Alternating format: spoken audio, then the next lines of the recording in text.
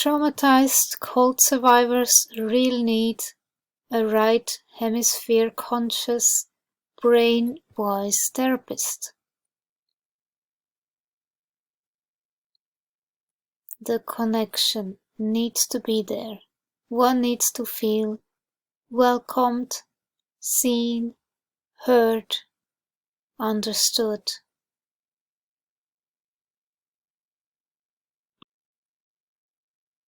Having somebody who really understands, not just some therapist who says, yeah, now tell me how that makes you feel. You want somebody who really gets it, specifically about controlling groups like that. Exactly what does that mean and how hard is it to break those injunctions? They really need that place they can go to 24/7 whenever they need it, after having left the cult.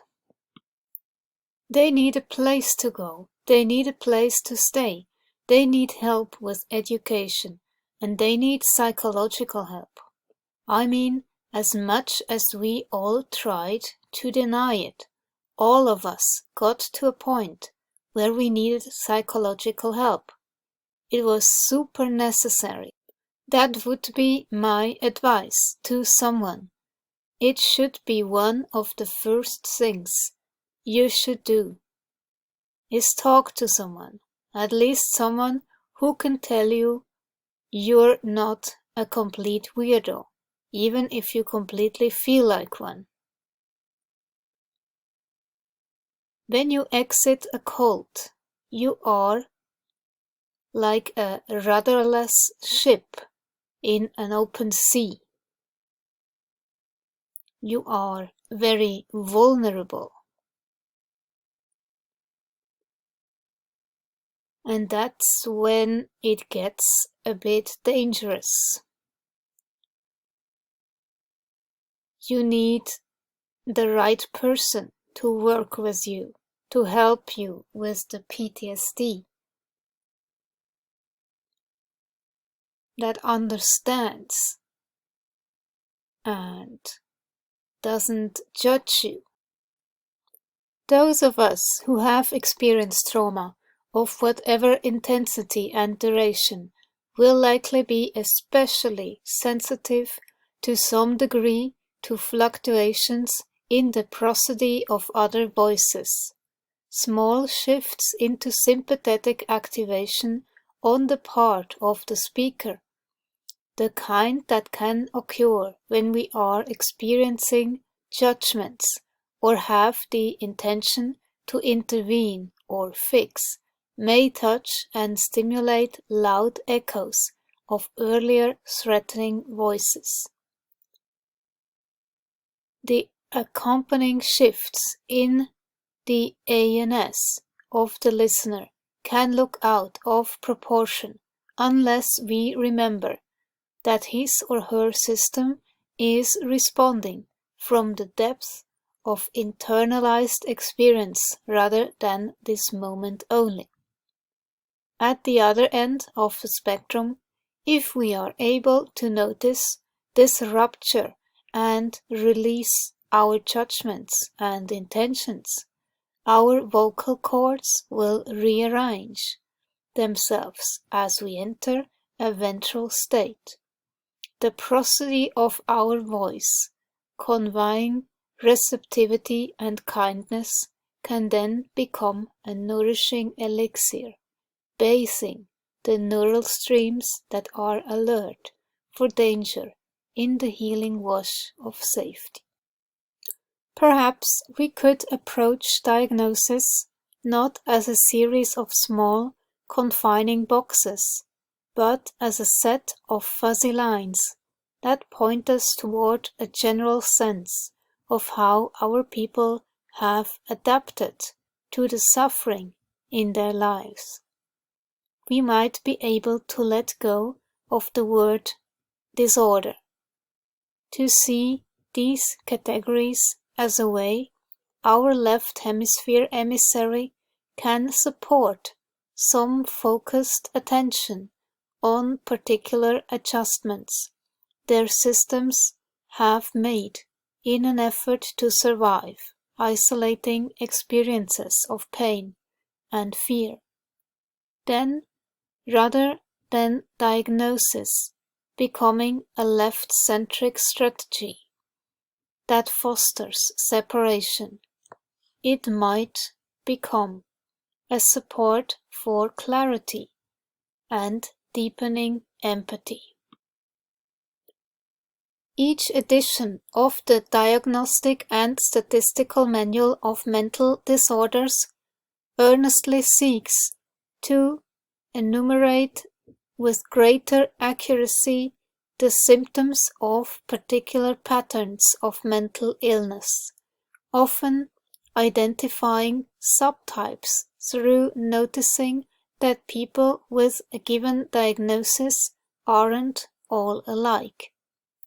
As the categories proliferate and narrow, there is a tacit sense that the pressures of individuality are trying to crack open the boxes. But the needs of the left-centric system can only respond by creating ever smaller boxes. It isn't primarily the process of identifying a diagnosis that disturbs the ground of safety and openness with our patients. Often this is just something that has to be done and may have little influence on how we see our people. However, if at a deep level we experience them as disordered, mentally ill, and diseased, that will often call forth in them a part who likely already believes they are damaged goods. Shame, protectiveness, and helpless, hopeless feelings are often nearby companions of this perception, making connection more challenging. One of my people shared this about her experience with a previous therapist. When he said I had an adjustment disorder, I felt boxed up and dealt with in some way. He had me figured out, so I felt little inclination to share anything that didn't match his belief about me. I wonder now if I just abandoned myself. My thought at the time was that without any intention to do so, her therapist may actually have abandoned her in all her uniqueness and complexity.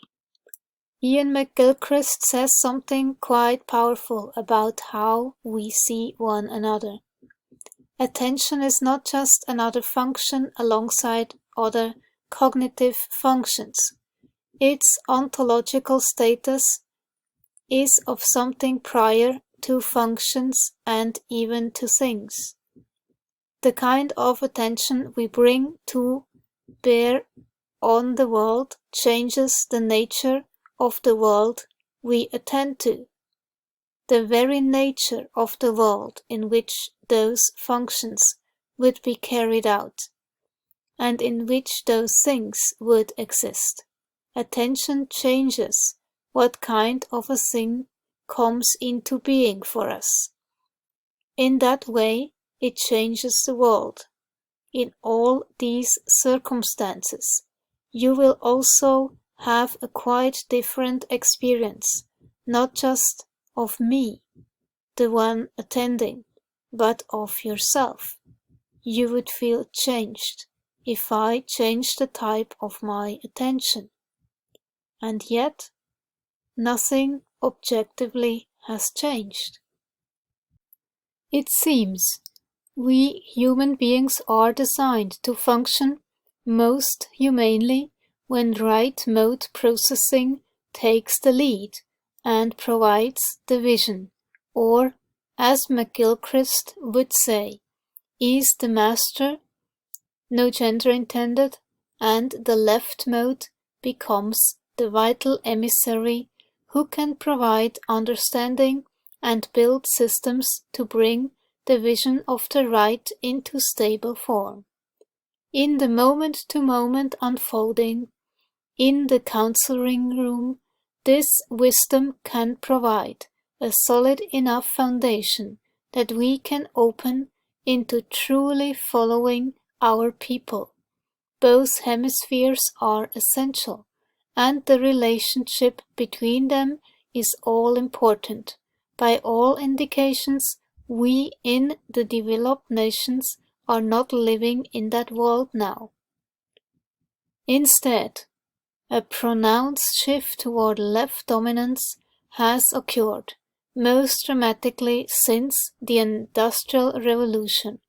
The great tragedy of this shift is that it leaves us unable to even notice that we are in trouble because we are cut off from our body's distress signals.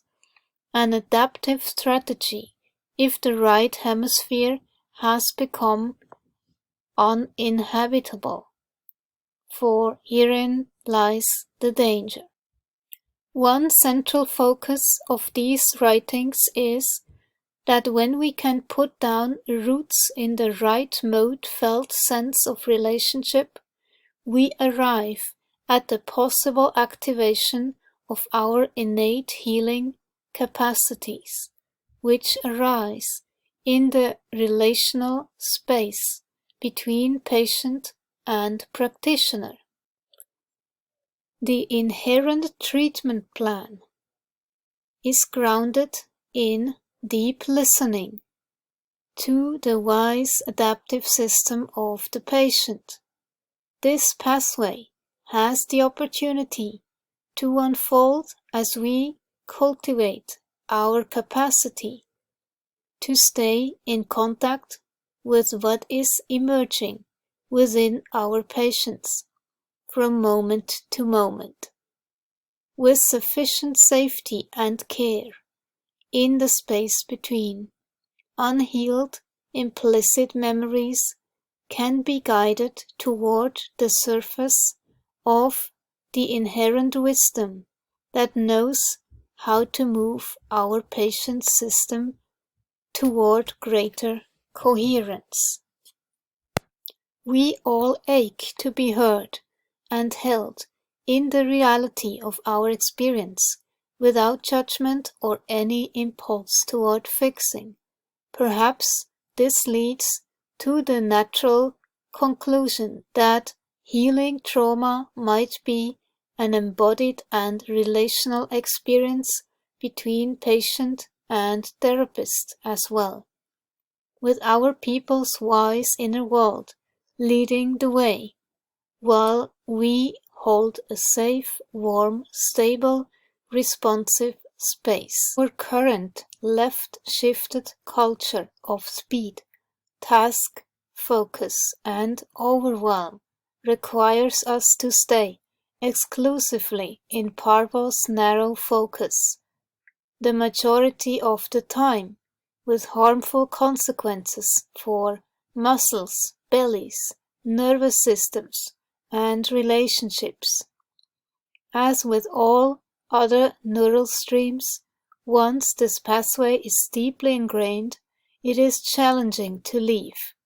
Potentially traumatic experience, if it doesn't bring on dissociation, holds us in Parval's tight focus while events unfold.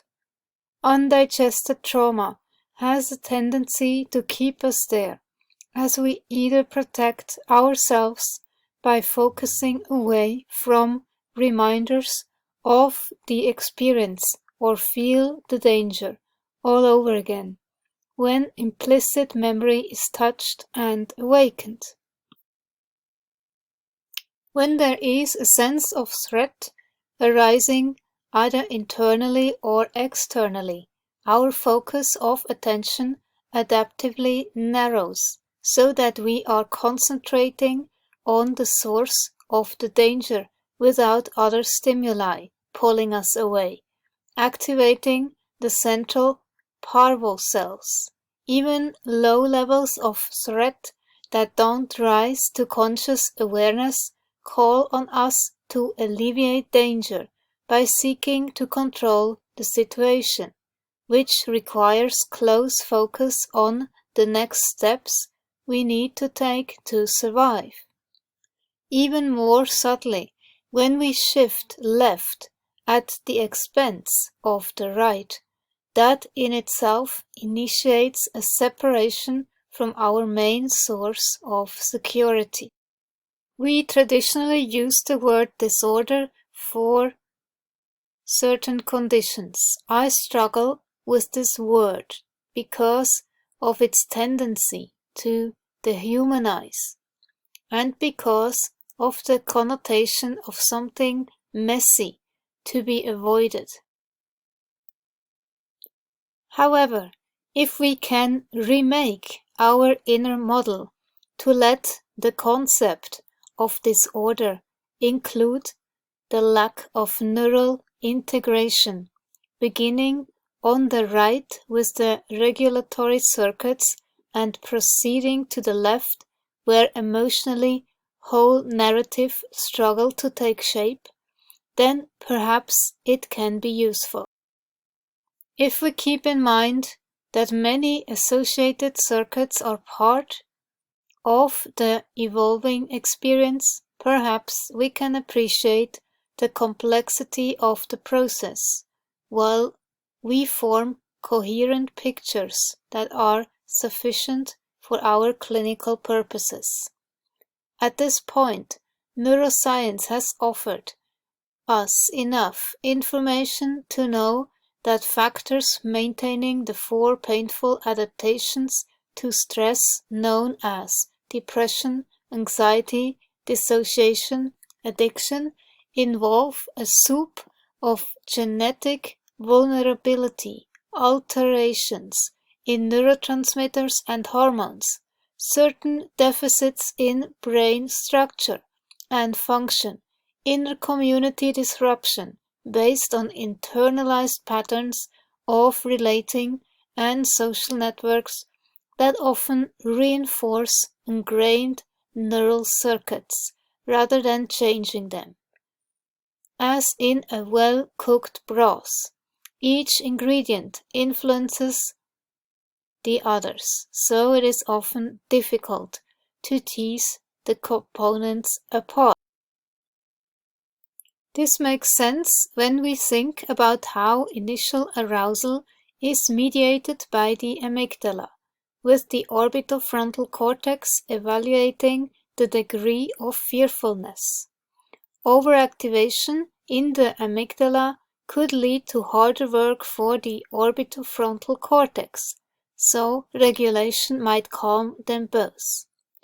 Turning to the role of horizontal integration in healthy states, research has shown that focused attention on modulating negative states also increases left prefrontal and anterior activation, leading to an emphasis on approach rather than withdrawal states.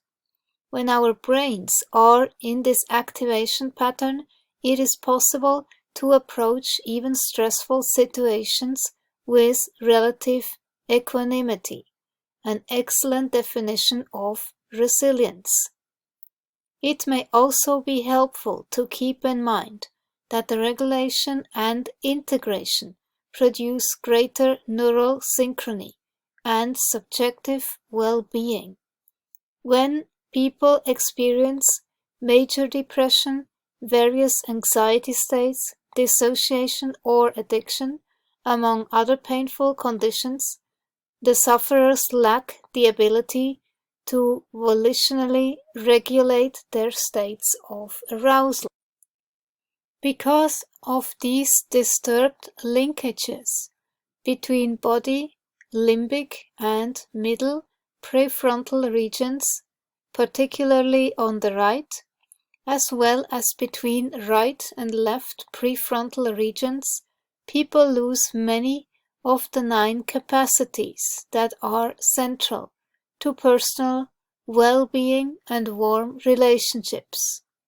Sympathetic parasympathetic balance, flexible response patterns, emotional equilibrium, empathy, attuned communication, the ability to reflect on one's own history with equanimity and compassion, modulation of fears, access to intuition, and a sense of morality.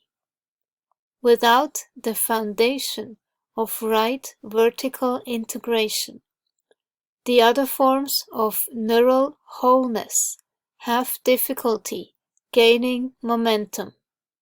As we increase our understanding of the neural correlates of these melodies, it will be helpful to see how the puzzle pieces offered by research correlate with this model of disturbed regulation and integration.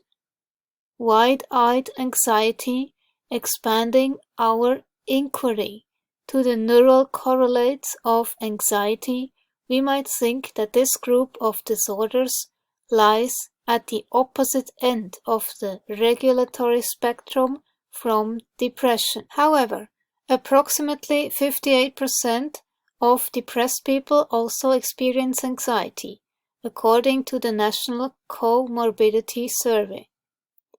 Also, even though they present differently, depression and anxiety are both correlated with an imbalance in the autonomic nervous system, tilting it toward sympathetic activity.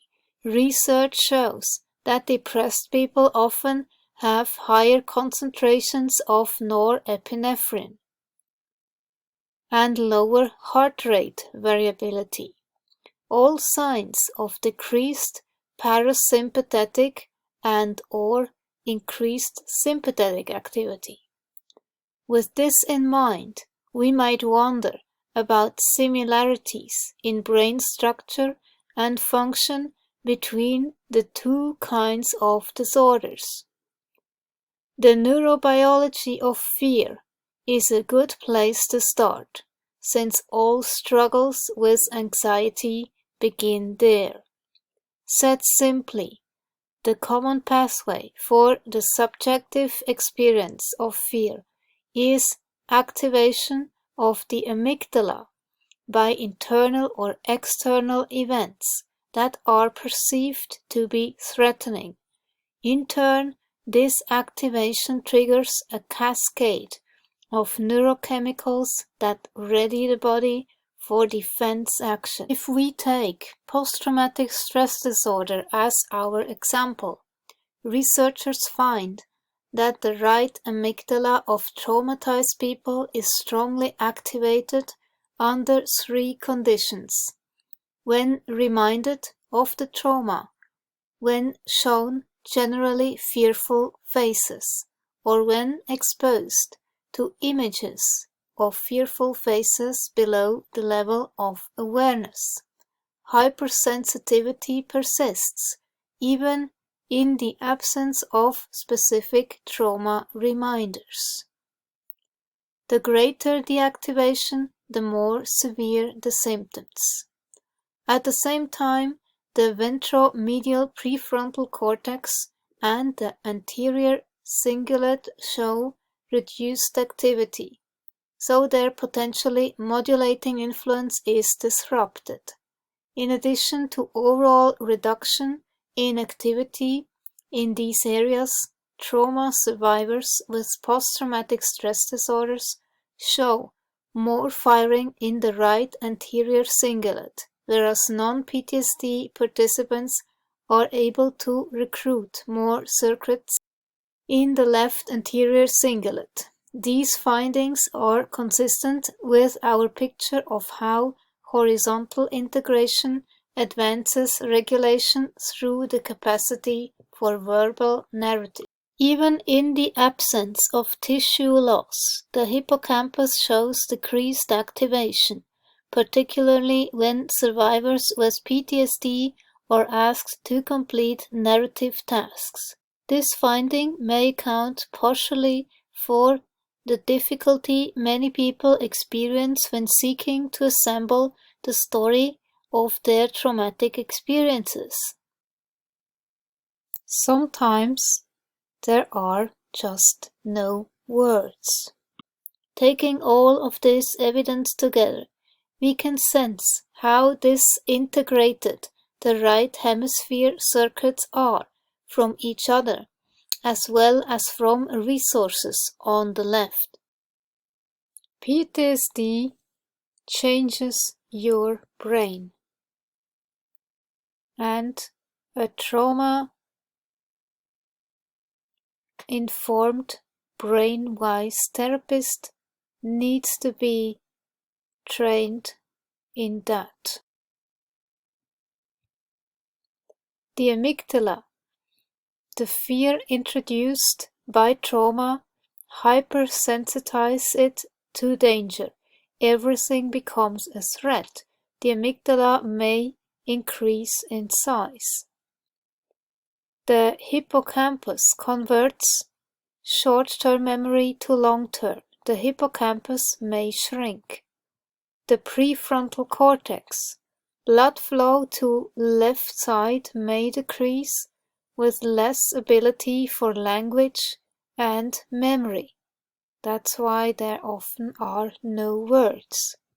Blood flow to right side may increase, causing more sorrow and anger. This is another good infographic. You see the changes. So prefrontal cortex again, dysfunctional thought processes and decision making, inappropriate responses to situations.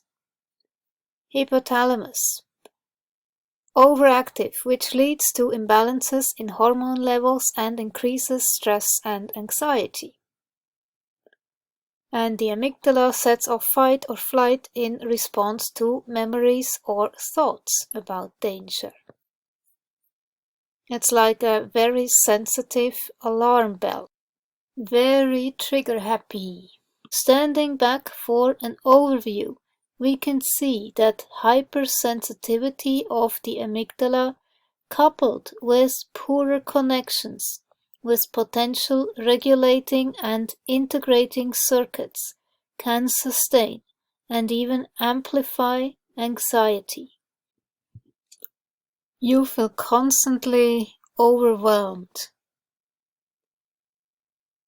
Everything is just too much, and you are hypervigilant all the time.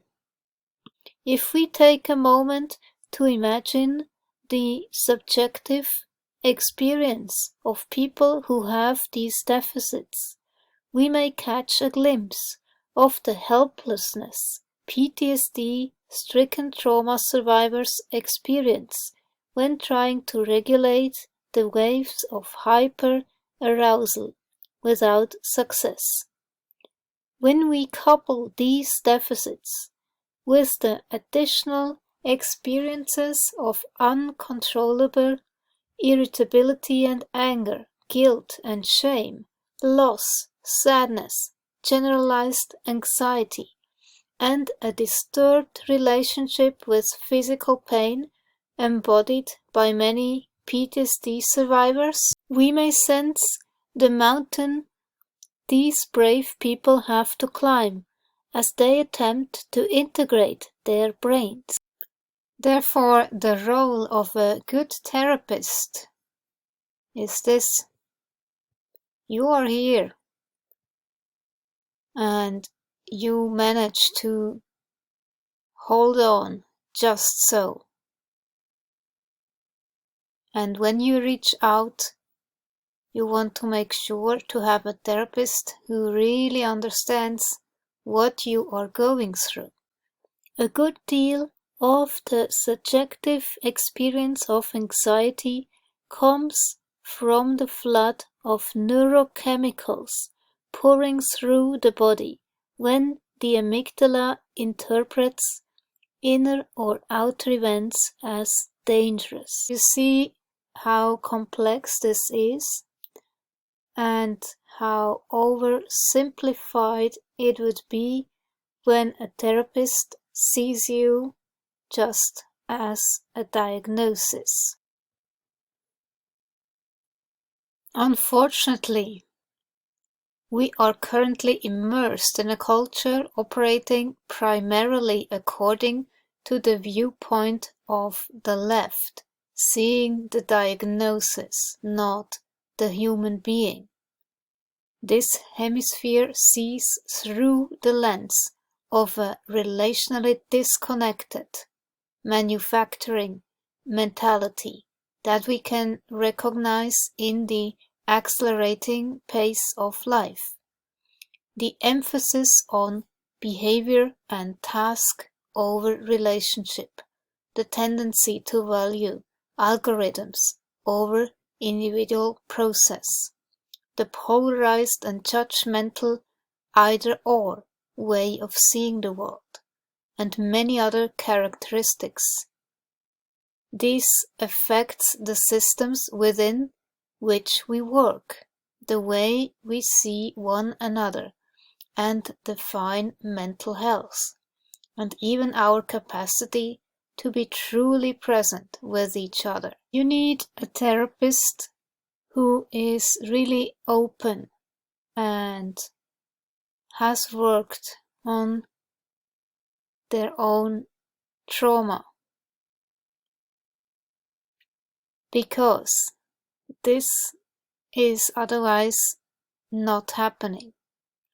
As we move into close contact with one another, something sometimes happens that can't be defined.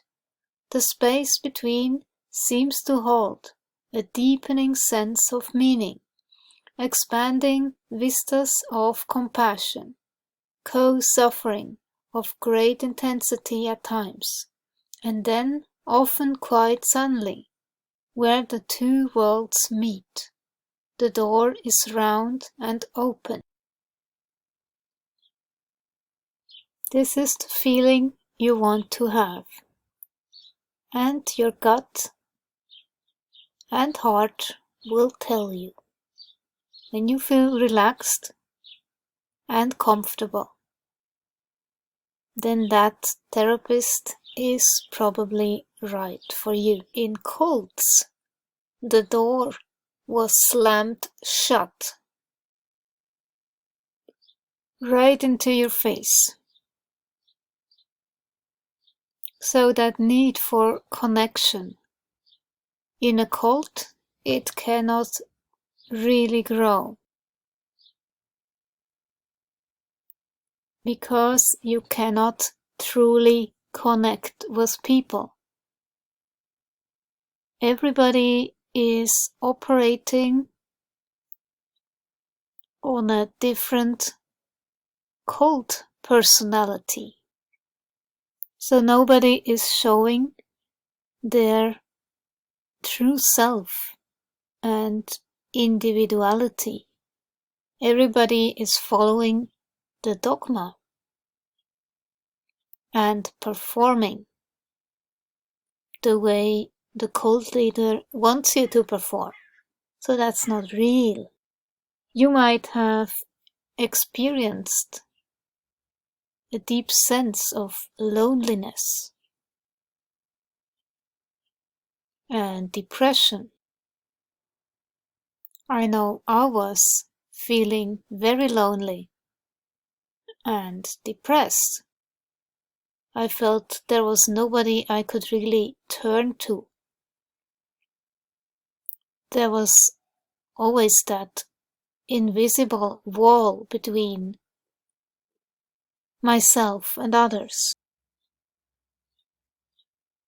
While other cult leaders seemed, I'm not sure if they really were inside, but they seemed very happy. And that's me. And I got so lonely and felt delusioned It just didn't seem to work for me. I joined the cult to make spiritual progress, and what I was feeling was everything I already had felt as a teenager.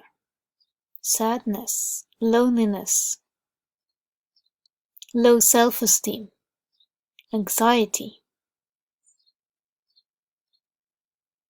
So my idea of making spiritual progress at the time,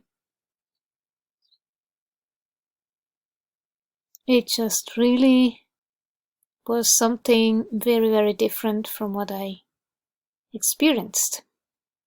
One thing I remember when I first came to the meditation center, which was also the apartment of the center leader, there was nothing personal.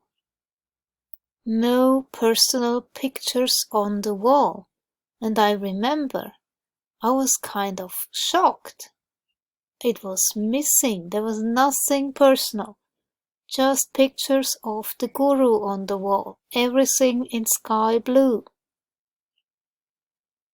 But no person. Nothing. Just the personality.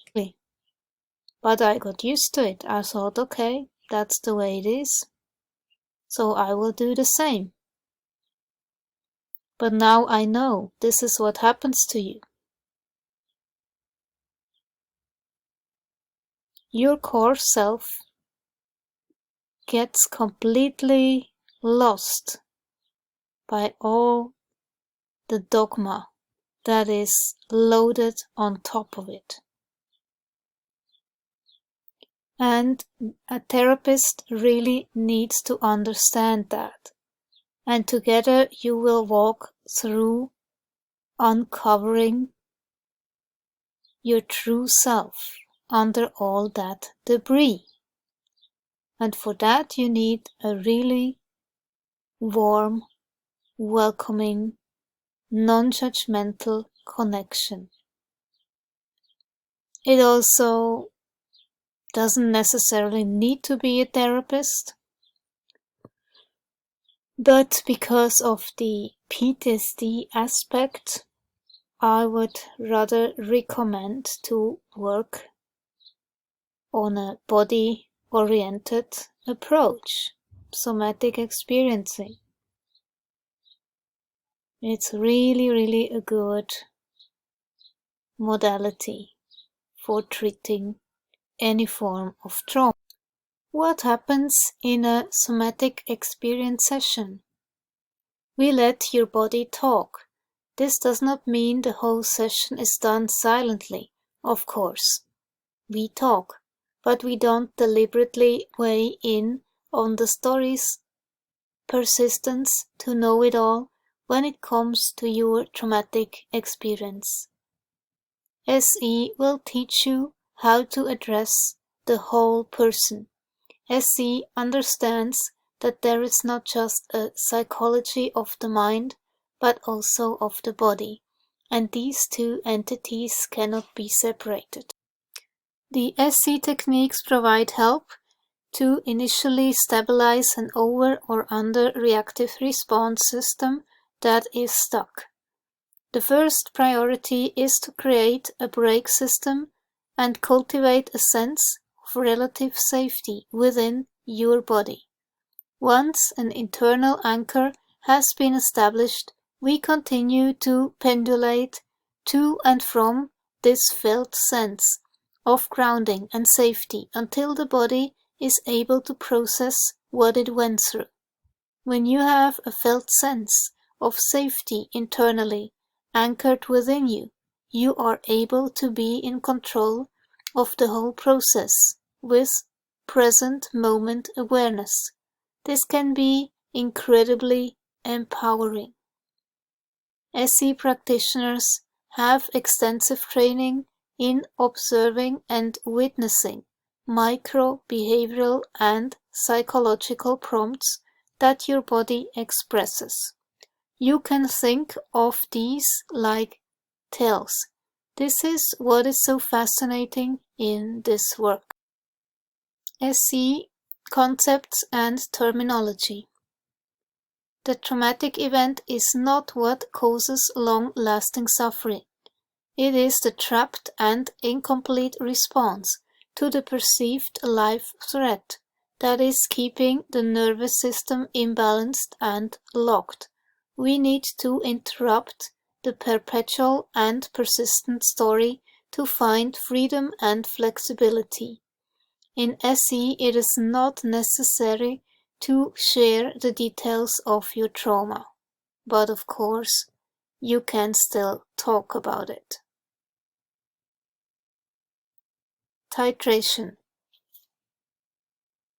SE can often feel slow and classically referred to as watching paint dry.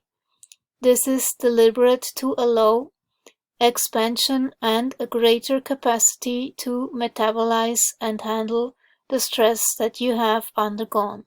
Staying in the present moment, experience is right where you need to be. Bottom-up process. SE looks to the body first. Healing isn't about reclaiming memories or changing our thoughts, beliefs, and stories about how we feel. It is about creating new experiences in our bodies that contradict the conceptually stuck habitual thinking and behavior and behaving patterns. The design of SE. Dr. Levine observed in the 1970s that animals in the wild have highly effective methods in dealing with their everyday submergence of fight and flight system. Despite their inundation with chronic survival responses being engaged, they remain resolute and untraumatized. Dr. Peter Levine explored that animals in the wild do not get PTSD, despite being under routine threats. Humans, on the other hand, are readily overwhelmed and often subject to long-lasting traumatic symptoms of hyperarousal, shutdown, and dysregulating long after the threats have passed.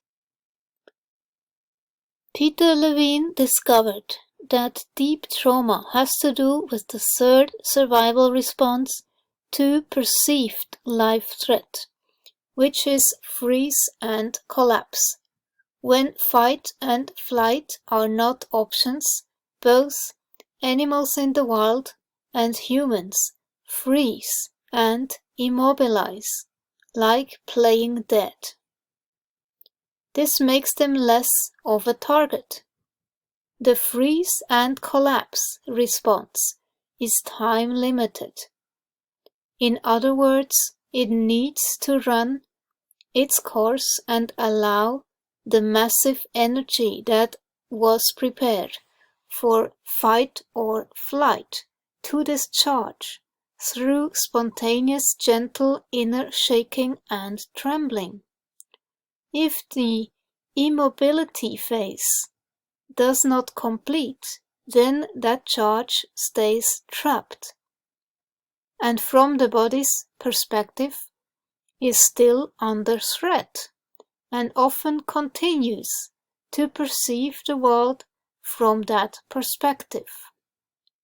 Somatic experiencing works to release this stored energy and turn off this threat alarm that causes dysregulation and dissociation. And this is why, in my own experience, somatic experience has really helped me to deal with all the trauma.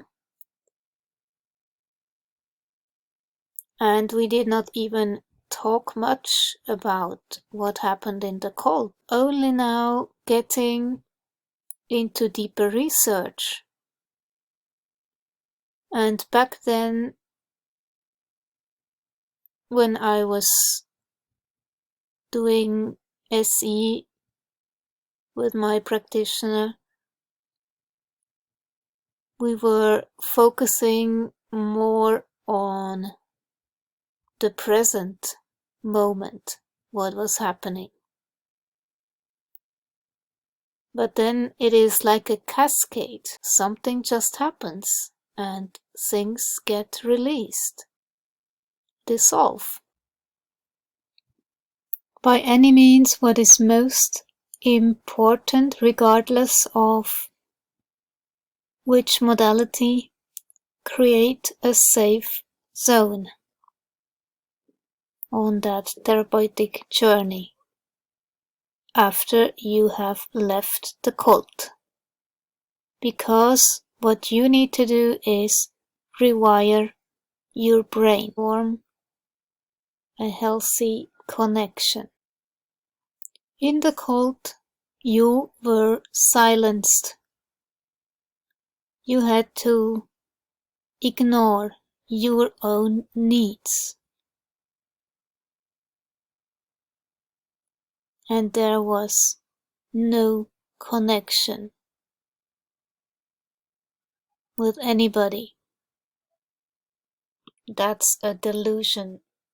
If you think you have friends inside a cult,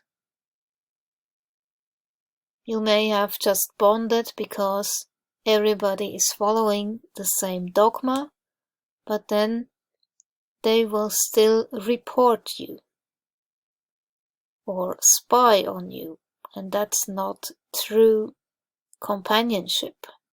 That's more like trauma bonding. You will connect to somebody who causes you pain.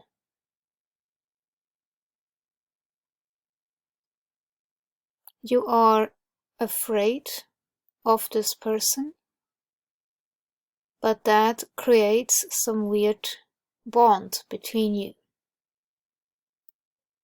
between predator and victim, so to speak. As we said before, trauma changes the brain, and one of the reactions to trauma is you can be addicted to a substance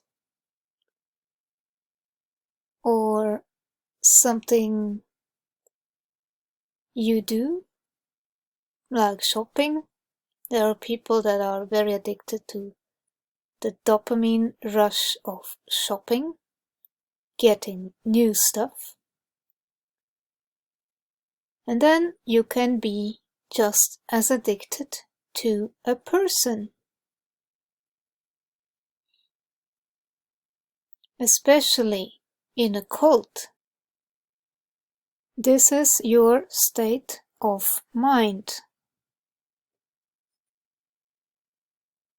Your cult leader is the savior. And your main occupation will be like a magnifying glass on everything the cult leader does or says. And that is just the same as being addicted to a substance, sugar or alcohol or drugs. It gives you the same dopamine kick, the same rush.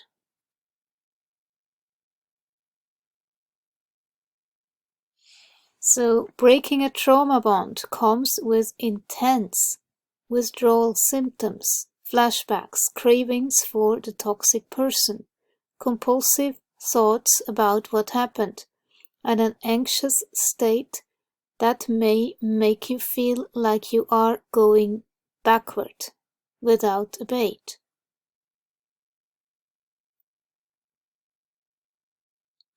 These very symptoms are confirmation that staying away from the toxic relationship or cult is absolutely imperative to your health. This is because trauma resides as a physiological response to a perceived threat. Your organism knows and reacts at the core, gut, and instinctual level when a person or situation is harmful. And a good trauma therapist needs to know that. Because when you are in this state, you really need somebody that supports you, has your back. A therapist that is in your corner. It is so crucial for your trauma healing work.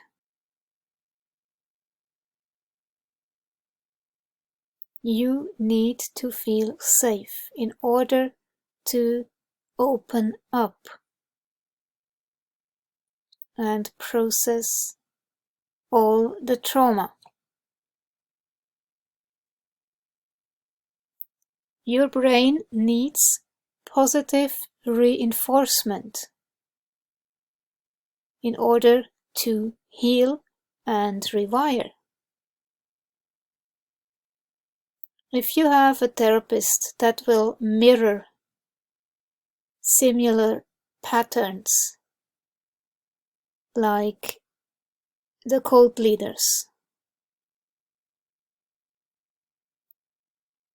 being authoritarian, dismissive, devaluing, maybe even gaslighting you, saying that's not true, or saying you're imagining things, saying it's all in your head, stuff like that. Then fire that therapist and go to somebody that has your back. That's what you need. And what you want in a therapist is somebody who will not do more of the same as you had in a cult. You will need somebody who really is ready and open to welcome your individuality, you as a human being. What happens next is as individual as a fingerprint, an expanded sense of oneness with others, a movement toward action on behalf of those in need, the feeling of being held by the divine, an experience of stillness spreading throughout the body. There is always a sense of something larger, deeper than words unfolding, touching both people in this sacred space between.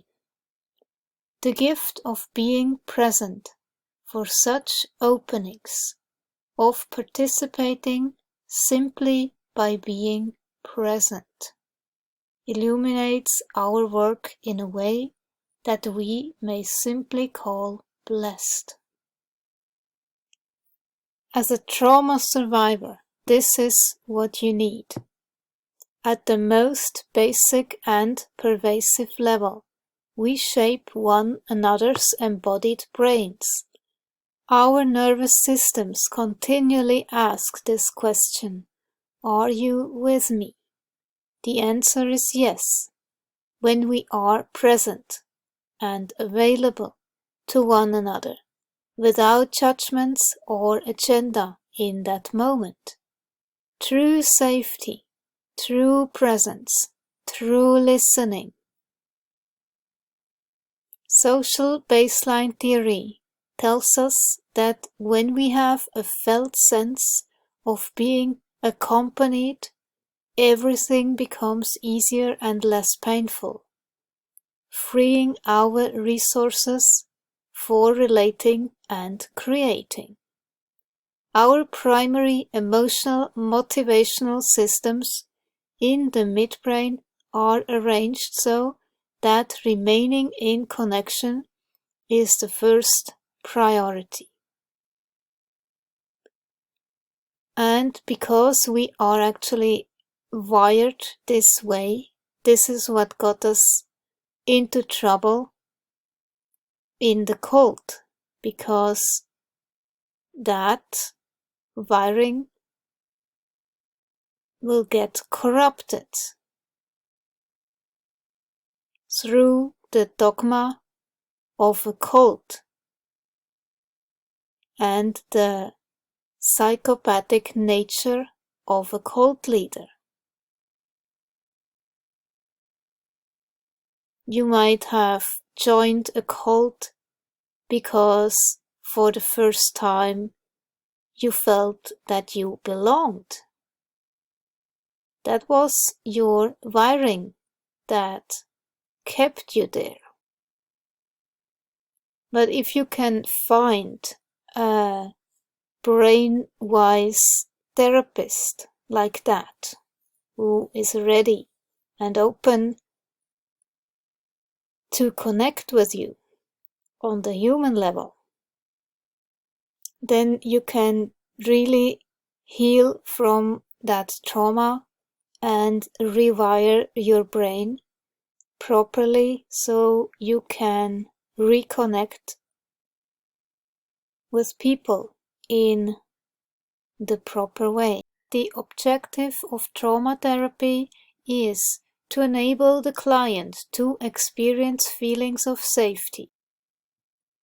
We are informed that the capacity to feel safe in the arms of another, which is the sine qua non of our survival, is selectively damaged by trauma. We learn that effective therapy incorporates an understanding of the mechanisms through which an individual can feel safe, as well as understands, witnesses, and respects the vulnerability of these mechanisms to trauma. Additionally, the survivor's nervous system resists being coaxed and cajoled into a state of safety. It is a nervous system that obstinately refuses to dismiss its responsibility to protect and defend. These neurobiological features, which are frequently expressed following trauma, are independent of volitions, desires, and even explicit cognitive narratives. Survivors of trauma may have thoughts and mental images of welcoming others in a warm embrace, but their bodies are hypervigilant and resist engagement to protect and defend. How can therapists guide survivors of trauma to recover their capacity to connect with humanity